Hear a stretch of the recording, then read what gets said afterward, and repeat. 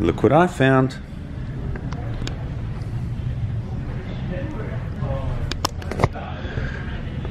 So the venue and the client have decided to let me push this little baby into my session so I can play piano and do my keynote.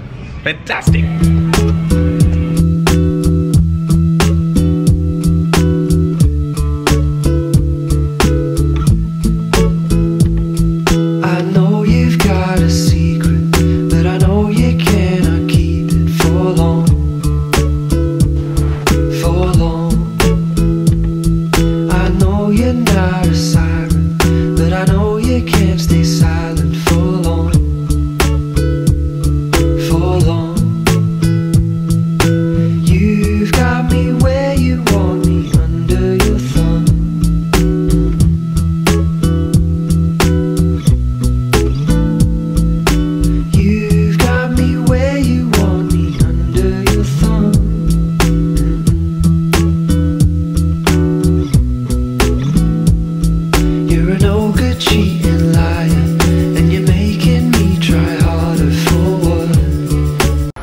You're still here.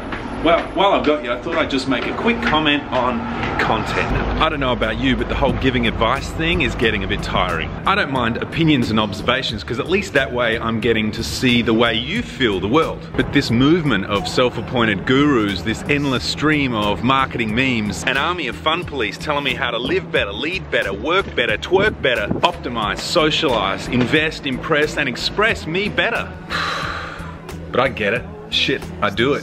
And the internet is our 21st century shopfront. How else will the world know who I am and what I do and who I help and add value? How will people buy me or hire me, vote for me or promote me? How else will I pay for the mortgage or put food on the plate, buy a round of shots or save for a rainy day? I guess what I'm getting to and what I feel is missing is story. I want to shift from giving advice to writing, to living, to sharing better stories. For me, a story is so much more powerful than a prescription. A good story lingers, it's magnetic, it steals my attention and awakens my imagination. It fuels, heals, awakens and inspires me without my even knowing.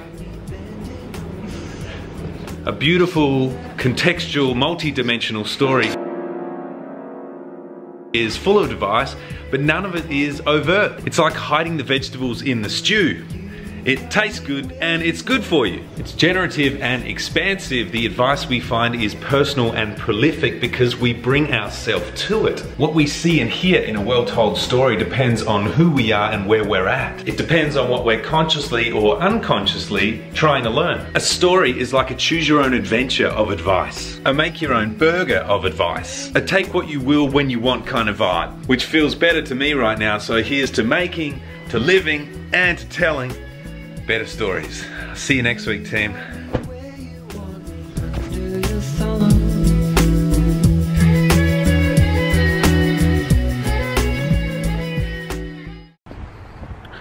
Heading to a little Chinese restaurant around the corner from us. We haven't tried it out yet, so it'll be interesting. Alors Nadège, explique-moi comment tu fais pour retrouver ta voiture lorsque tu... Hey, check this out. My brother and his beautiful girlfriend Julia just moved into this house 4 doors down from where we live, so we're going to make lots of films together this year. Anyway,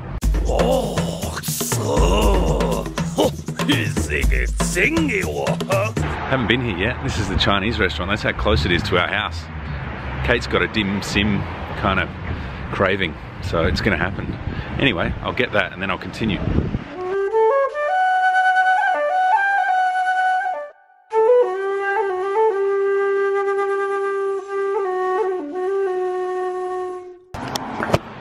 Whoops, just got kicked out. Takeaway bit is here. Ah, yeah, right. Not into that single-use plastic, but I am into the fact that they got jazz playing in their little takeaway bit. Chinese restaurant, Chinese jazz. Wenn wir nur ein bisschen mehr Zeit dafür gehabt hätten. Just feels good. It feels really good to be back in the vibe.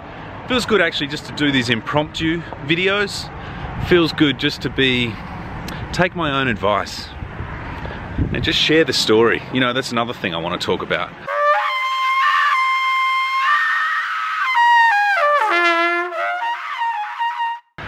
But when it comes to online and thinking it's Dave's house again, when it comes to